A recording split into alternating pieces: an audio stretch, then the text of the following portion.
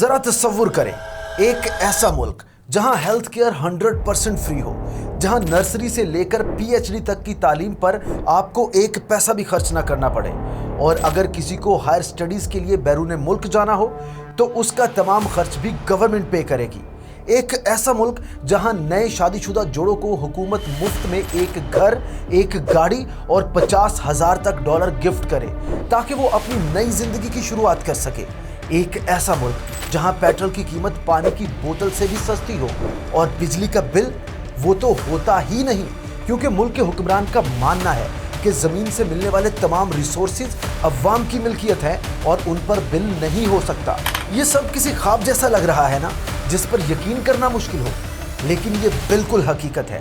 اور یہ ملک نہ تو سویڈن ہے اور نہ ہی کینیڈا، بلکہ یہ تھا لیبیا، اس شخص کے دور حکومت میں جسے ویسٹرن میڈیا اور لیڈرز میڈ مین کہتے تھے، یعنی کرنل معمر Gaddafi. Today, the government of Libya announced the death of Muammar Gaddafi. Prime Minister Jibril has confirmed that Colonel Gaddafi is dead. Yes, we came, we saw, he died.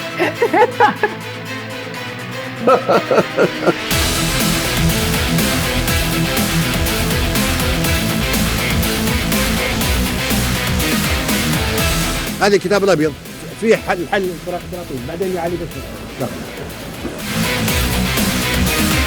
Muammar Gaddafi, the dictator of Libya. Muammar Gaddafi. Muammar Gaddafi. Muammar al-Gaddafi. Muammar Gaddafi. Muammar Gaddafi.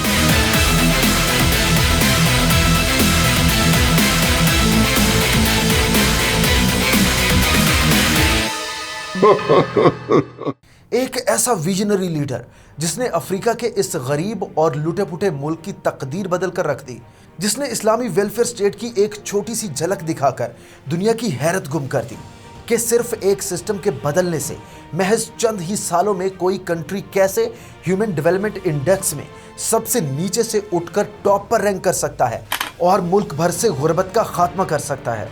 معمر Gaddafi 1942 میں Libya کے ریگستان میں ایک بدو خیمے میں پیدا ہوئے، غربت میں ننگے پاؤں اور اٹالین کولونیل ظلم کے سائے میں۔ اس نے بچپن سے ہی اپنی سرزمین کو غیر ملکیوں کے ہاتھوں لٹتے دیکھا، جو اس کی زمین سے سونا، معدنیات اور تیل نکال کر یورپ لے جا رہے تھے، اور خود اس کے اپنے لوگ گردن تک غربت میں دھنسے ہوئے تھے، اتنے پسماندہ کہ انہیں پینے کا صاف پانی تک نہیں ملتا تھا، جبکہ لیبیا کا بادشاہ ایک کرپٹ اور عیاش شخص تھا جسے لیبین عوام کی کوئی پرواہ نہیں تھی، اور اسی لیے قذافی ان تمام مظالم کا ذمہ دار بادشاہ کو سمجھتا تھا، اور وہ بچپن سے ہی کنگ ادریس کی حکومت کا خاتمہ کرنا چاہتا تھا۔ محض 14 سال کی عمر میں قذافی نے لوکل سکول کے اسٹوڈنٹس کو جمع کر کے گورنمنٹ پالیسیز کے خلاف پروٹیسٹ بھی کیے، کیونکہ وہ ایک کرپٹ بادشاہت کے ہاتھوں عوام کو تڑپتے دیکھ رہا تھا۔ 1960 کی دہائی کے دوران لیبیا کے بادشاہ اور عوام کے درمیان کشیدگی بڑھتی جا رہی تھی۔ کرپٹ حکومتی اہلکاروں سے تنگ عوام ایک نئی راہ تلاش کر رہے تھے، کوئی ایسا راستہ جو انہیں آزادی اور انصاف دے سکے۔ انہی دنوں نوجوان قذافی کو مصر کے صدر جمال عبد الناصر کی شکل میں اپنا ہیرو مل گیا۔ ناصر وہی رہنما تھے جنہوں نے 1952 میں مصر کے بادشاہ فاروق کا تختہ الٹ کر ملک کو مغربی اثر و رسوخ سے آزاد کیا، سوشلسٹ پالیسیز اپنائیں اور تمام عرب قوموں کو اکٹھا کرنے کی کوششیں شروع کر دیں۔ یہ سب کچھ قذافی کے لیے نہایت پرجوش اور متاثر کن تھا۔ قذافی بعد میں خود بتاتے ہیں کہ انہی دنوں پہلی بار ان کے دل میں اس خواب نے جنم لیا کہ وہ بھی ایک دن اپنے ملک کو بدلیں گے، حالانکہ اس وقت وہ صرف ایک چھوٹے سے اسکول کا ایک عام سا طالب علم تھا، مگر اس کے ذہن میں کچھ بہت بڑا چل رہا تھا۔ قذافی کی شخصیت اپنے ساتھیوں میں پرومیننٹ ہو رہی تھی، وہ ایک نیچرل لیڈر کے طور پر جانا جانے لگا تھا۔ اس کے کئی کلاس فیلوز بھی اس کی طرح بادشاہ ادریس کو ہٹا کر لیبیا کو آزاد دیکھنا چاہتے تھے، اور انہی دنوں نوجوان قذافی نے اپنے دوستوں کے ساتھ مل کر ایک سینٹرل کمیٹی بنائی جہاں وہ خفیہ ملاقاتوں میں سیاسی نظریات پر گفتگو کرتے اور بادشاہت کے خاتمے کی منصوبہ بندی کرتے تھے۔ پھر انہوں نے اپنے انقلابی نیٹ ورک کو مزید منظم کیا اور چھوٹے چھوٹے سیلز بنا کر خفیہ طور پر کام شروع کر دیا۔ قذافی کی قیادت میں یہ سیکرٹ موومنٹ لیبیا کے عرب نیشنلسٹ نوجوانوں کے لیے امید کی ایک کرن بنتی جا رہی تھی۔ 1963 میں ایک خفیہ ملاقات ہوئی جس میں سبا، مسراتا، طرابلس اور کئی دیگر شہروں سے انقلابی ساتھی شریک ہوئے۔ اس اجلاس میں فیصلہ ہوا کہ قذافی اور اس کے 2 قریبی ساتھی بنغازی ملٹری اکیڈمی میں داخلہ لیں گے تاکہ فوج کے اندر سے ریولوشن کے لیے حمایت حاصل کی جا سکے۔ قذافی نے بعد میں ایک مقام پر خود کہا تھا کہ فوج ہی وہ واحد ادارہ تھی جو عوام کی مرضی کو طاقت کے ساتھ نافذ کر سکتی تھی، اور جلد ہی قذافی نے باقی انقلابی ساتھیوں کو بھی فوج میں بھرتی ہونے پر آمادہ کر لیا۔ فوج میں بھرتی ہونے کے بعد قذافی نے اپنی تحریک کو ناصر کی مصری انقلابی تحریک کی طرز پر منظم کیا۔ اس نے اپنی تحریک کا نام فری یونینسٹ آفیسرز موومنٹ رکھا، جس کے ساتھ ہی تحریک کو لیڈ کرنے کے لیے ایک نئی سینٹرل کمیٹی بھی قائم کر دی گئی۔ قذافی کے بچپن کے کئی قریبی دوست جیسے علی الحدری، عبدالاسلام جلود، مصطفیٰ الخروبی اور ابو بکر یونس جابر اس نئی سینٹرل کمیٹی کا حصہ بنے اور بعد میں قذافی گورنمنٹ میں اعلیٰ عہدوں پر بھی فائز ہوئے۔ 1965 سے 1969 کے دوران قذافی کی تحریک نوجوانوں میں بہت زیادہ مقبول ہو رہی تھی، ساتھ ہی سرکاری اسلحہ و ساز و سامان بھی چوری ہو کر تحریک کے پاس پہنچنے لگے تھے۔ 1969 کی شروعات تک کرنل قذافی اپنے ریولیوشنری ویژن کو حقیقت میں بدلنے کے لیے مکمل طور پر تیار ہو چکا تھا۔ بغاوت کی حتمی تاریخ کئی بار طے ہوئی، لیکن ہر بار کوئی نہ کوئی مسئلہ سامنے آ جاتا۔ ادھر بادشاہ کے وفادار افسران کو بھی بغاوت کی بھنک لگ چکی تھی۔ کئی بار تو خود قذافی سے بھی انٹروگیشن کی گئی اور اس پر نظر بھی رکھی جانے لگی۔ کئی خفیہ ملاقاتوں میں تو قذافی اور اس کے ساتھی پکڑے جانے سے بال بال بچ گئے، لیکن پھر آخر وہ دن آ ہی گیا۔ 1 سپتمبر 1969 کا وہ دن جب قذافی اور اس کے ساتھیوں نے انقلاب کا آغاز کیا۔ انقلابی صبح سے پہلے رات کی تاریکی بڑھتی جا رہی تھی۔ شروع میں وہ کافی پریشان تھا، لیکن اللہ پر اس کا ایمان مضبوط تھا۔ اسی شام اس نے ایک مصری ریڈیو ٹرانسمیشن میں قرآن کی یہ آیت سنی تھی کہ اللہ ایمان والوں کا اجر ضائع نہیں کرتا۔ پھر اس کے بعد وہ پرسکون ہوتا گیا اور قذافی نے اسے خدا کا ایک اشارہ سمجھا۔ اسے یقین ہو گیا کہ پہلے سے طے شدہ وقت کے مطابق صبح 2:30 بجے ان کی یہ انقلابی بغاوت کامیاب ہوگی۔ طے شدہ وقت پر قذافی اور اس کے انقلابی ساتھیوں نے ریڈیو سٹیشنز اور دیگر اہم کمیونیکیشن سینٹرز پر قبضہ کرنے کا عمل شروع کر دیا۔ دوران بغاوت کئی غلطیاں بھی ہوئیں، کچھ ساتھی وقت پر نہ پہنچ سکے، کچھ افسران فرار ہو گئے اور کئی دیگر مسائل نے راستہ روکا، لیکن لیبیا کی حکومت پہلے ہی اندر سے کمزور ہو چکی تھی اور پرعزم باغیوں کے سامنے اس کا سارا نظام دھڑام سے گر گیا تھا۔ بادشاہ ادریس اس وقت محل سے باہر تھا۔ اس نے برطانیہ سے مدد مانگی، لیکن برطانوی حکومت کے پاس مشرق وسطیٰ میں مزید مداخلت کا دل گردہ نہیں تھا، اور یوں لیبیا کی یورپ نواز بادشاہت چند گھنٹوں میں ہی ختم ہو گئی۔ قذافی اور اس کے ساتھیوں نے ریاست پر مکمل قبضہ حاصل کر لیا۔ صرف 27 سال کی عمر میں اس نے بغیر خون بہائے بادشاہ ادریس کا تختہ الٹ دیا تھا۔ نہ خانہ جنگی نہ تشدد، صرف ایک اعلان کہ اب لیبیا صرف لیبینز کا ہوگا۔ 1 سپتمبر 1969 کی صبح لیبیائی عوام نے اپنے ریڈیو پر قذافی کی آواز سنی، جس میں اس نے جذباتی انداز میں اعلان کیا کہ لیبیا اب ایک آزاد خود مختار جمہوریہ ہے۔ یہ آزادی، اتحاد اور سوشل جسٹس کے راستے پر گامزن ہوگا۔ اللہ کی مدد سے خوشحالی اور برابری ہمارا مقدر ہوگی۔ اگلے چند ہفتوں میں قذافی اور اس کے قریبی ساتھی عوام میں ایک مثالی قیادت کے طور پر مشہور ہونے لگے۔ قذافی کو سب سے زیادہ حمایت ایجوکیٹڈ مڈل کلاس لیبیاؤں سے ملی، جنہوں نے عرب قوم پرستی کے تصور کو پہلے سے قبول کر لیا تھا۔ کولڈ وار کے اس دور میں قذافی نہ تو امریکہ کا مہرہ تھا اور نہ ہی سوویت یونین کا، بلکہ اس نے ایک تیسرا راستہ اپنایا: عرب قوم پرستی، اسلامی سوشلسٹ آئیڈیالوجی اور غیرت مند خود مختاری کا راستہ۔ 1980 کی دہائی تک قذافی کا لیبیا وہ سب کچھ حاصل کر چکا تھا جس کا بیشتر ترقی پذیر ممالک صرف خواب ہی دیکھ سکتے تھے۔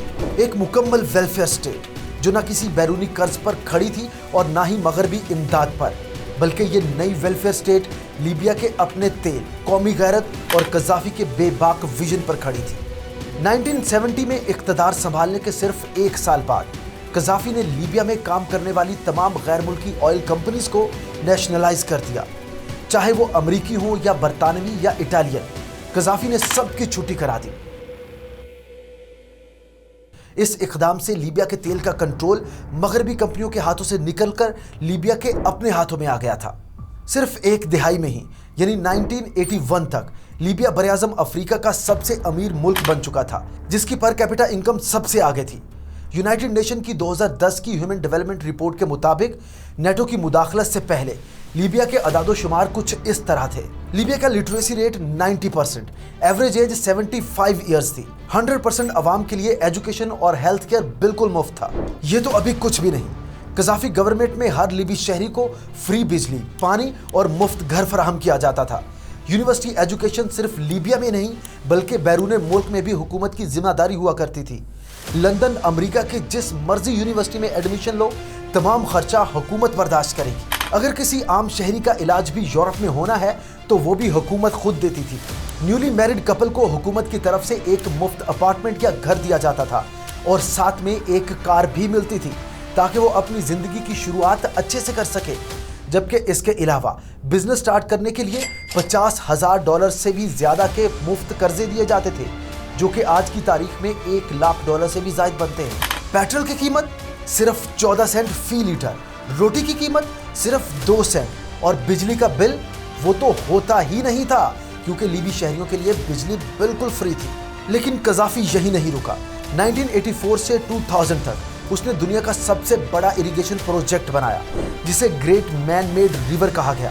اس دریا میں گریٹ ڈیزرٹ آف سہارا سے لیبیا کے شہروں اور کھیتوں تک میٹھا پانی پہنچایا گیا۔ اس پروجیکٹ کا سب سے بڑا کارنامہ اس کی فنڈنگ تھی۔ اس پروجیکٹ پر $25 بلین سے زائد کا خرچ آیا، جس کی مکمل فنڈنگ لیبیا نے خود کی۔ نہ ورلڈ بینک کا قرضہ، نہ IMF کی شرائط اور نہ ہی کوئی غیر ملکی بوجھ۔